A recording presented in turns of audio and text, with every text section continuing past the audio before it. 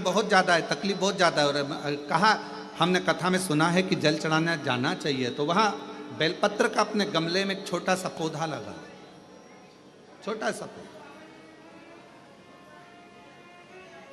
और छोटा सा पौधा लगाकर उस पौधे की परवरिश करो, जल चढ़ाओ। जब वो पौधा बड़ा हो जाए तो किसी बगीचे में जाकर, कहीं शिवालय में, देवालय में, कहीं पर एकांत में उस पौधे को लगा दो।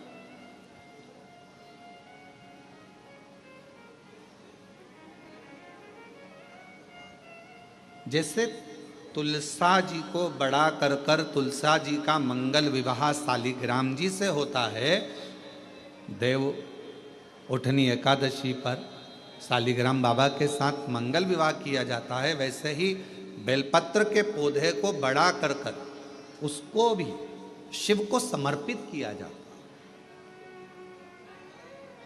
भगवान शंकर को समर्पित किया जाता है।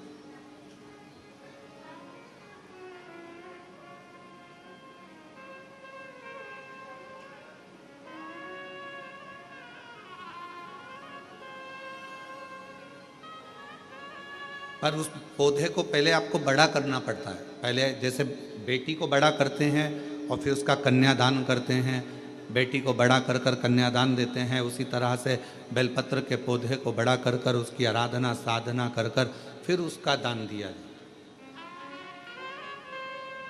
कई लोग बड़े विचित्र हैं कि भाई हमको बेलपत्री का पौधा दान करना है, कुबरेश्वर धाम आए, उज्जैनी गए, किसी गुरुजी के यहाँ गए और बाजार में से पौधा ले लिया और बेलपत्र का पौधा दान कर दिया। उसको कम से कम थोड़ा समय अपने घर में तो रखो।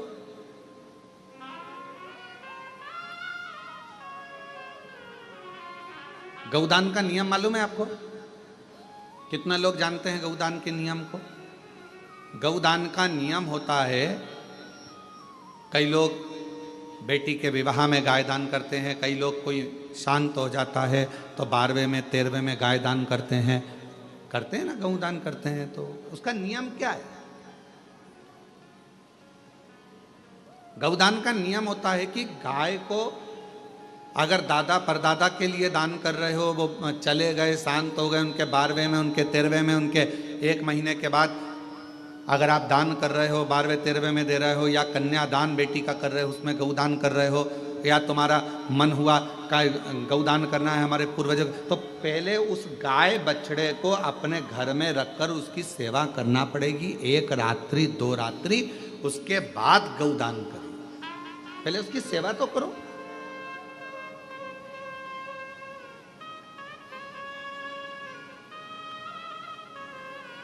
आपने तो डायरेक्ट फोन कर कर कह दिया गाय लिया ना, दान करना है। पंडित जी ने संकल्प छुड़ाया, गाय दरवाजे पर आई और 1 मिनट में संकल्प छूटा। पंडित जी से कहा ले जाओ गाय, लेके जाओ जल्दी से, गाय बछड़ा लेकर जाओ। पंडित जी गाय बछड़ा लेकर चले, ढीले कम करो, गाय बछड़ा पंडित जी लेकर चले। ये श्रेष्ठता नहीं। तुलसा जी का पौधा घर में रखकर उसको पोषित कर कर बड़ा कर कर फिर शालिग्राम भगवान से विवाह कर कर फिर दिया। बेलपत्र का पौधा पहले बड़ा कर कर अपने घर में थोड़ा सा, नहीं ज़्यादा रख सकते तो 8 दिन 7 दिन 5 दिन 15 दिन 20 दिन 1 महीना 2 महीना 4 महीना 6 महीना जितना आपका रख सकते हो रखकर फिर किसी जगह पर लगाएं। क्यों? क्या जरूरत है गुरुजी अपने घर में पौधे को रखकर फिर दान करना, अपने घर में पौधे को रखकर फिर कहीं लगवाना, अपने घर में पौधे को पहले परवरिश कर कर फिर कहीं उसको लगवाना? कारण क्या पड़ता है? कारण एक है, वायव्य संहिता शिव महापुराण की कहती है, अगर हमने किसी बेलपत्र के पौधे को अपने घर में रखकर 5 दिन 7 दिन 1 महीना 15 दिन 6 महीना उसको परवरिश करा, तो हमारे घर का कितना भी नेगेटिवता, कितनी भी हमारे घर में कुछ भी गंदा हो रहा है, कुछ गलत हो रहा है, कोई गलत हो रहा है, कोई झूठ बोल रहा है, कोई पाप कर्म हो गया हमारे घर में, इस भूमि पर जिसमें हम रहते हैं उस घर में एनर्जी अगर नहीं है तो आपने उस पौधे को अपने घर में रखकर उसका परवरिश कर कर 15 दिन, 7 दिन, 1 महीना, 2 महीना, 6 महीना, 8 महीना, जितना तुम्हारा मन कर जाए, 1 दिन, 2 दिन, जितना मन कर, उसके बाद पौधे को कहीं लगवा। क्यों? वो हमारे घर का पूरा गलत जो भी विचार होंगे, गलत सोच, गलत विचार, गलत ऊर्जा, वो पौधा ग्रहण कर लेता है। बेलपत्र का पौधा अपने अंदर उतार लेता है, बेलपत्र का। और बाद में फिर वो बेलपत्र के पौधे को हम ले जाकर कहीं रोपित कर देते हैं तो उसकी ऊर्जा हमारे घर पर हमेशा रहती है, हमेशा। कैसे? इसके सत्य प्रमाण क्या हो सकता है? तो सत्य प्रमाण का स्मरण करिएगा। एक गाय को 5 दिन, 7 दिन, 9 दिन, 15 दिन अपने दरवाजे से रोटी दीजिए। 9 दिन रोज रोटी दो, 10वें दिन गाय तुम्हारे दरवाजे पर आकर खड़ी हो जाए। बोलो खड़ी होगी कि नहीं होगी? जम के तो बोलो, खड़ी होगी ना। गौ माता को तुमने रोटी दिया, अब गाय रोज आकर तुम रोटी खा ला रहे, 2 दिन, 3 दिन, 5 दिन तुमने रोटी दिया तो गाय आकर खड़ी हो जाएगी। एक कुत्ता को तुम्हारे दरवाजे पर रोटी देना चालू करो, 8 दिन बाद वो कुत्ता तुम्हारे दरवाजे पर बैठना चालू कर देगा। बोलो सही है कि गलत है? जम के तो बोलो, ठीक है। एक पक्षी के लिए 2 दिन, 5 दिन, 7 दिन अपने घर के छत पर अनाज डालकर देखो, 7 दिन के बाद पक्षी तुम्हारे दरवाजे पर, तुम्हारे छत पर आना चालू करेंगे कि नहीं करेंगे? बोलो बोलो, जम के बोलो। पक्षी आ रहे हैं, गाय आ रही है, कुत्ता आ रहा है, किसी को दे रहे हो आप तो वो आ रहा है। उसी तरह जब हम हमारे घर में एक बेलपत्र के पौधे को बड़ा करते हैं और बड़ा करने के बाद उस बेलपत्र के पौधे को तुम कहीं पर भी, इंदौर में रहते हो, सीहोर में आकर तुमने लगा दिया, खरगोन में रहते हो, बरहानपुर में जाकर लगा दिया, ग्वालियर में, तुम्हारा मन पड़े तुम अपने घर के आसपास में भी कहीं पर भी उस पौधे को, तुम रहते यहाँ हो 200 मीटर की दूरी पर, 500 मीटर की दूरी पर, 5 किलोमीटर पर, 10 किलोमीटर, कहीं पर भी जाकर उस पौधे को लगा दो।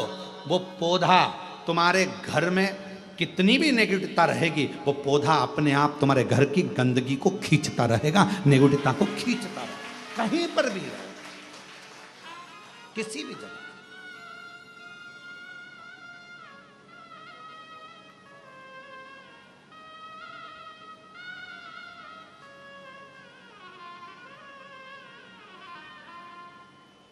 उस ऊर्जा को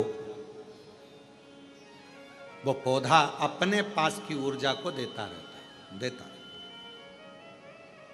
है। और सरल भाषा में समझो, वायव्य संहिता को, व्यास जी महाराज द्वारा रचित शिव महापुराण की वायव्य संहिता और सरल भाषा में समझो। बेटी को शादी कर दिया, बेटी चली गई अमेरिका, ठीक है। अमेरिका में जाने के बाद, अमेरिका में पहुंचने के बाद बेटी को तुम्हारी याद आ रही कि नहीं आ रही है? जम के बोलो जरा, आ रही। तुम्हें बेटी की याद आ रही कि नहीं आ रही है? आ रही। याद आ गई तो वो कभी ना कभी तो तुमसे फ़ोन पर बात करेगी, मम्मी कैसी हो, मैं पहुंच गई हूँ, अच्छे से हूँ, अभी कितनी बज रही है तुम्हारे इंडिया में, हमारे यहाँ तो ये टाइम हो रहा है। बेटी से बात करो उसकी, अर्थात वो अपनी ऊर्जा से तुम्हारी ऊर्जा की ओर अग्रणी।